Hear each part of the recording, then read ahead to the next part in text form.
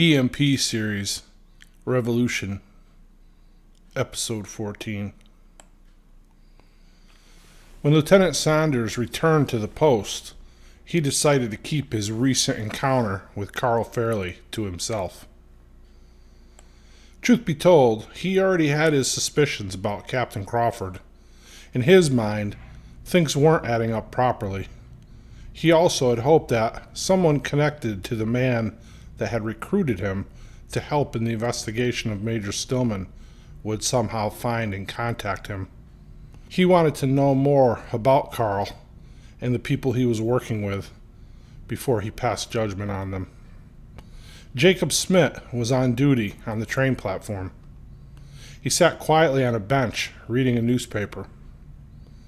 It was really nothing more than a few pages of paper with area news and information printed on it.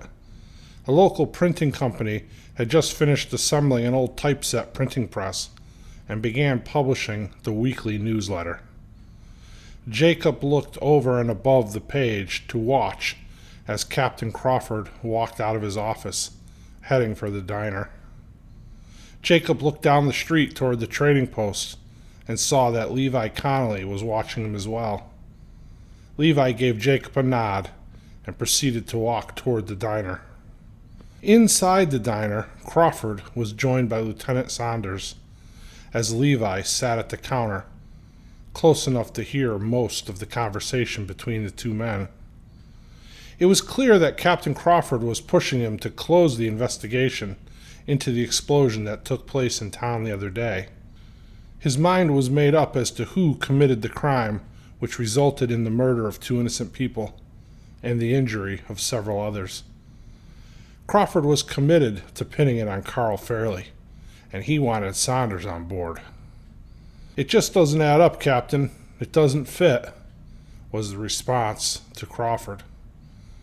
Crawford finished his mug of coffee as he stood up. "Well, Lieutenant, make it fit," he said as he slammed the mug down on the table. He stormed out of the diner. Several patrons sitting within earshot turned to look at Saunders. One older man approached Saunders' table as he walked toward the door. "Thank you for doing what is right, Lieutenant." Saunders just nodded and began to eat his breakfast. Was he doing the right thing, he wondered? He wasn't doing himself or his career any favors by going against Crawford. He didn't know Carl or any of his men, not really anyway. He considered what Carl had told him yesterday up at the train trestle. He knew he should report that meeting to Crawford. He knew that by not doing so, he was violating several laws as well as articles of the Code of Conduct that he was bound to. Still, though, he couldn't shake his gut feeling that something was not right about this whole thing. What am I missing, he wondered. He finished his breakfast and went back over to the crime scene to have another look around. It had been almost a full year since the EMP attack left most of the nation without power. The government has recently been able to repair and rebuild some power generation systems to limited capacity. The distribution infrastructure was still months away from being brought back online, and power was available in only small, spotty areas, most of it being reserved for military and government facilities. After the EMP attack, the executive branch of the nation's government was driven underground, literally. The president and his cabinet were operating from a secure bunker deep below the surface in the mountains of Colorado. Washington, D.C. was now getting very limited power restored. Several buildings were just now being used again. In a conference room in the basement of one such building on the outskirts of the city, a meeting was about to take place. The military's forces were spread pretty thin as well. After the electronic banking systems failed following the initial attack, many troops abandoned their duties to return to their homes and families who needed them desperately. The government promised them all that the accounting would continue and someday the troops would be made whole for their financial shortfalls. Still, many walked away, choosing instead to make their neighborhoods and homes safe from looters and marauders. So the buildings that now started to resume operations did so mainly in basements and underground bunkers. They set up operations in places where people on the outside could not be aware that there was power and lighting inside. Because of the manpower shortage, these buildings were guarded by a skeleton crew of troops in most cases. Inside this particular building, a meeting was just getting started. In attendance were Congressman Ted Holmes, several of his senior staff, and Captain Arthur Lewis. Also there was the well-dressed man that the helicopter delivered to the meeting in the boardroom with Holmes last week. He opened the meeting. "Gentlemen, thank you for coming. Captain Crawford unfortunately could not be here this evening. As you all know, the terrorist cells operating in his sector have stepped up their attacks. The day before yesterday, they blew up a building on the main street there and killed 2 innocent people and wounded several others. One of their victims was a young wife and mother. Captain Crawford remains vigilant in bringing these terrorists to justice." He paused and looked over at Arthur Lewis.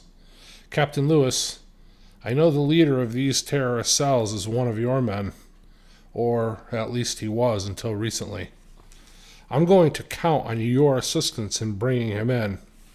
Will that be a problem?" Arthur Lewis knew that Carl was not responsible for the recent attack.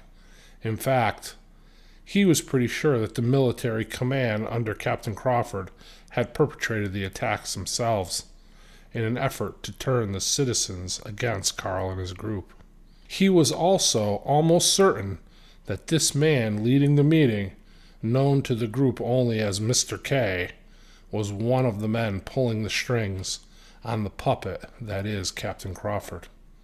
He himself was only given one particular view of the matter, that of the parties controlling the narrative of the agenda that they are moving forward. Lewis answered, "No problem, sir. No problem whatsoever." Although in his heart of hearts, he knew that it was going to be a problem, just not his. He was there mainly to obtain information on Mr. K, this man who was being flown around in a high-end attack helicopter, while high-ranking military officers were still using World War II-era jeeps and trucks. This man, who it seemed was higher up the food chain than Congressman Holmes. Lewis figured him to be FBI maybe, or more likely CIA. Lewis believed he was an important piece to this particular puzzle. Maybe he wasn't the top guy, but he was a lot closer to the top than anyone Lewis was already aware of. He was certainly closer to the top than Congressman Holmes. Lewis would do what he did best. He would watch and wait. He would bide his time and slowly, carefully put pieces of the puzzle in place until he had a clear view of the big picture. Captain Arthur Lewis was nothing if not a patient man. Mr. K announced that because of the recent attack, the governor had decided to extend the order for martial law in the region. He turned the meeting over to Congressman Holmes, who dismissed the group. After they left, and Mr. K and Ted Holmes were alone, Mr. K asked, "Did you hire the men I requested?" Holmes responded, "Yes, sir, 24 men. I broke them up into 6 four-man teams. No team knows of the existence of any of the other teams. I outfitted them with rifles and sidearms and plenty of ammunition for both. I also issued them body armor and high-end night vision optics, as well as full gear loadouts. Make sure they wear the armor under sweatshirts and coats, and conceal the gear as much as possible. I want them to blend in and look like Fairley's men. In order to be believable, they must look the part. I'm also continuing to recruit 24 more men for the next wave as you requested." Mr. K smiled. "Good. Make sure they have access to horses. Carl Fairley and his group uses horses exclusively, so that will lend to the narrative. I want to make sure everyone sees these men as part of Fairley's group. Holmes responded, That won't be a problem, sir. I also made sure each man sports this Patriot flag that Carl Fairley and his group used to identify themselves. It's a bright yellow with a coiled up snake on it, with the statement, Don't tread on me. When people see them with it, they will automatically associate them with these terrorists. That's a good start, Holmes. Keep the recruitment going. Then he put a briefcase on the table.